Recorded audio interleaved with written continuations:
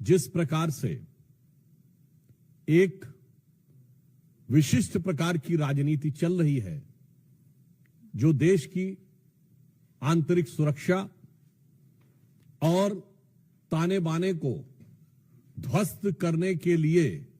किसी भी कीमत तक जाकर कमर कसे हुए दिखाई पड़ती है, उसकी एक वानगी जो कई बार आप पश्चिम बंगाल में देख चुके हैं, आज न्यायालय द्वारा गठित एसआईटी की रिपोर्ट आने के बाद पश्चिम बंगाल की तृणमूल कांग्रेस सरकार की हिंदू विरोधी निर्ममता अपने पूरे विद्रूप रूप में सामने आती हुई दिखाई पड़ रही है।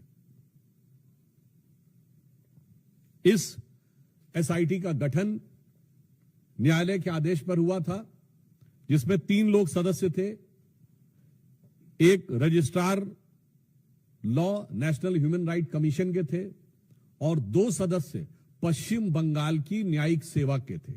अर्थात एक मानवाधिकार आयोग से सदस्य थे और 2 पश्चिम बंगाल की न्यायिक सेवा वेस्ट बंगाल लीगल सर्विसेज थे। और उन्होंने 11 अप्रैल 2025 फ्राइडे यानी 11 अप्रैल जुमे के दिन 2 बजे से लेकर 4 बजे के बीच में जो घटनाएं हुई हैं, उनके बारे में जो अपना ऑब्जर्वेशन दिया है, उससे तृणमूल कांग्रेस, इंडी गठबंधन और ये सेक्युलरिज्म के सो कॉल्ड सेल्फ चैंपियंस का नकाब पूरी तरीके से उतर गया है। पहली बात, बहुत आश्चर्य और दुख की बात है कि जो लोग ये कहते थे कि पाकिस्तान से युद्ध करने की क्या जरूरत है, सिर्फ आतंकियों के ऊपर कार्रवाई हो, जबकि हमारी सरकार ने आतंकियों पर ही कार्रवाई की, उनमें से एक ने भी नहीं बोला कि पश्चिम बंगाल के मुर्शिदाबाद में किसी भी विषय को लेकर आपको आपत्ति है तो हिंदुओं के ऊपर हिंसा करने की क्या जरूरत है। हरगोविंद दास और चंदन दास पिता पुत्र की मृत्यु पर किसी ने एक शब्द भी नहीं बोला। वही लोग अचानक ऑपरेशन सिंदूर के बाद पाकिस्तान के प्रति सहानुभूति दिखाते हुए नजर आने लगे। इसमें जो फाइंडिंग्स आई हैं, पहला पॉइंट जो तृणमूल कांग्रेस ने यह प्रचार करने का, भ्रम पैदा करने का प्रयास किया था कि इसमें बाहर के लोग शामिल थे। उनके कुछ सांसदों ने दूसरे राज्यों के लोगों का नाम लिया था, विशेषकर उत्तर प्रदेश बिहार का नाम लिया था, जो सरासर अनुचित है। परंतु इस फाइंडिंग में बहुत साफ साफ तौर पर तृणमूल कांग्रेस के नेता और एमएलए का नाम भी सामने आया है और इसमें कहा गया है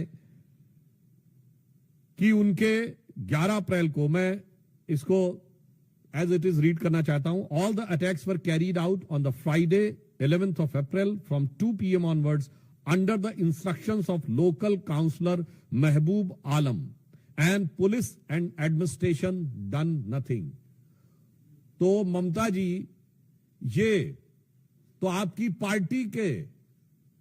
बहुत महबूब नजर आ रहे हैं, आपकी पार्टी के बड़े प्रिय नजर आ रहे हैं। ये बात अब फाइंडिंग्स में बिल्कुल साफ हो गई। दूसरा विषय यह आया कि एक कुल मिलाकर इसमें बताया गया कि total of 113 houses were damaged and they even fled to Malda. जो ये कहने का प्रयास किया गया था कुछ नेताओं के द्वारा कि ऐसा तो कुछ खास हुआ ही नहीं, कोई महत्वपूर्ण, कोई ऐसी उल्लेखनीय घटना नहीं हुई, ये बात बिल्कुल साफ सामने आई कि 113 जो हाउसेस थे वो पूरी तरीके से विध्वंस हुआ और लोगों को वहां से पलायन करने पर बाध्य होना पड़ा।